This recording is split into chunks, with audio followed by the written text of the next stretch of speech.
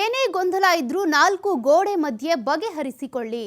ಗೊಂದಲ ಹೇಳಿಕೆಗಳನ್ನ ಕೊಡದೇ ಇರೋ ರೀತಿಯಾಗಿ ನೋಡ್ಕೊಳ್ಳಿ. ಶಿಸ್ತು ಕ್ರಮ ಜರುಗಿಸಲಾಗುತ್ತೆ ಅಂತ ಕಾಂಗ್ರೆಸ್ನ ಸುರ್ಜೇವಾಲಾ ಹೇಳಿಕೆ ಕೊಟ್ಟಿದ್ದಾರೆ.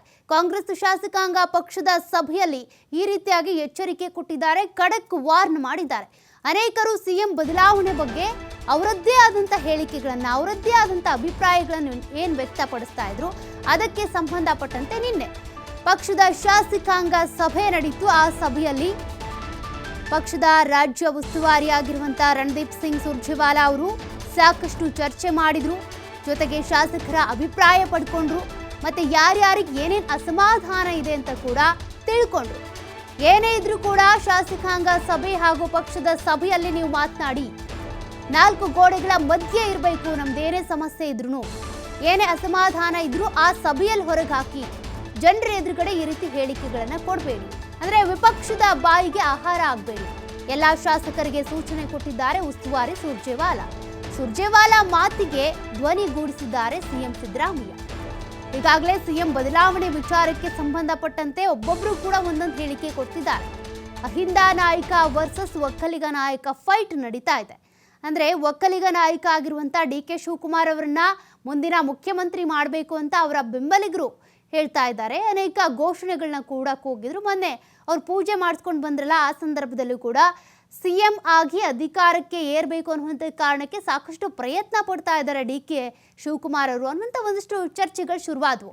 ಮತ್ತೊಂದು ಕಡೆ ಸಿಎಂ ಸಿದ್ದರಾಮಯ್ಯನವರ ಕುರ್ಚಿಗೆ ಕುತ್ತು ಬರಲಿದೆ ಅನ್ನುವಂಥ ಒಂದಷ್ಟು ವಿಚಾರಗಳಿದ್ವು. ಅಂದರೆ ಅವರು ಕೆಳಗಿಳಿದ್ರು ಅಂತ ಅಂದರೂ ಕೂಡ ದಲಿತ ಸಿಎಂ ಅನ್ನೇ ಮತ್ತೆ ಅಧಿಕಾರಕ್ಕೆ ಏರಿಸಬೇಕು ಅಂತ.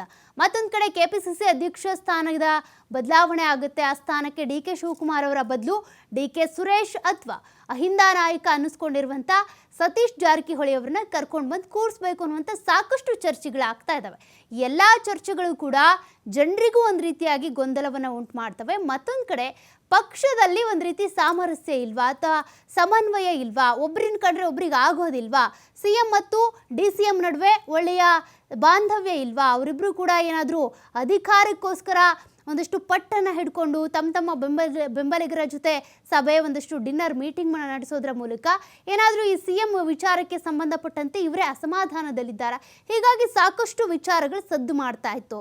ಮೊನ್ನೆ ಇತ್ತೀಚೆಗೆ ಒಂದು ವಾರದ ಹಿಂದೆ ನಡೆದಂಥ ಅಹಿಂದ ಸಚಿವರ ಮೀಟಿಂಗ್, ಡಿನ್ನರ್ ಮೀಟಿಂಗ್ ಏನಿದೆ, ಅದು ಕೂಡ ಸಾಕಷ್ಟು ಚರ್ಚೆಯನ್ನು ಹುಟ್ಟಾಕಿತ್ತು.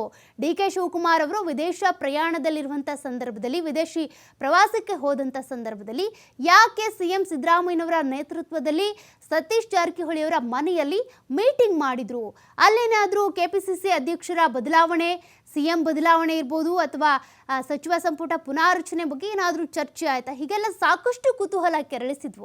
ಹಾಗಾಗಿ ಎಲ್ಲ ಗೊಂದಲಗಳಿಗೆ, ಇವ್ರು ಕೊಡ್ತಾ ಇರುವಂಥ ಗೊಂದಲ ಹೇಳಿಕೆಗಳಿಗೆ ಬ್ರೇಕ್ ಹಾಕಬೇಕು ಅನ್ನುವಂಥ ಕಾರಣಕ್ಕೆ ಕಾಂಗ್ರೆಸ್ನ ರಾಜ್ಯ ಉಸ್ತುವಾರಿಯಾಗಿರುವಂಥ ರಣದೀಪ್ ಸಿಂಗ್ ಸುರ್ಜೇವಾಲಾ ಅವರು ಬಂದಿದ್ರು. ಜೊತೆಗೆ ಒಂದಷ್ಟು ಸಲಹೆಗಳನ್ನು ಕೊಟ್ಟಿದ್ದಾರೆ. ಪಕ್ಷ ಸಂಘಟನೆ ಚೆನ್ನಾಗಿದೆ, 136 ಸ್ಥಾನಗಳನ್ನು ಪಡ್ಕೊಂಡು ಅಧಿಕಾರದಲ್ಲಿದ್ದೀರಾ, ಈ ಅಧಿಕಾರಕ್ಕೋಸ್ಕರ ನಿಮ್ಮ ತಿಕ್ಕಾಟ, ಜಗಳಗಳು, ಒಳಗೆ ಇರುವಂಥ ಆಂತರಿಕ ಕಲಹಗಳು ಇವೆಲ್ಲವೂ ಕೂಡ ವಿಪಕ್ಷಗಳಿಗೆ ಆಹಾರ ಆಗಬಾರ್ದು ಅಂತೇಳಿ ಒಂದಷ್ಟು ಖಡಕ್ ಎಚ್ಚರಿಕೆ ಕೊಟ್ಟಿದ್ದಾರೆ.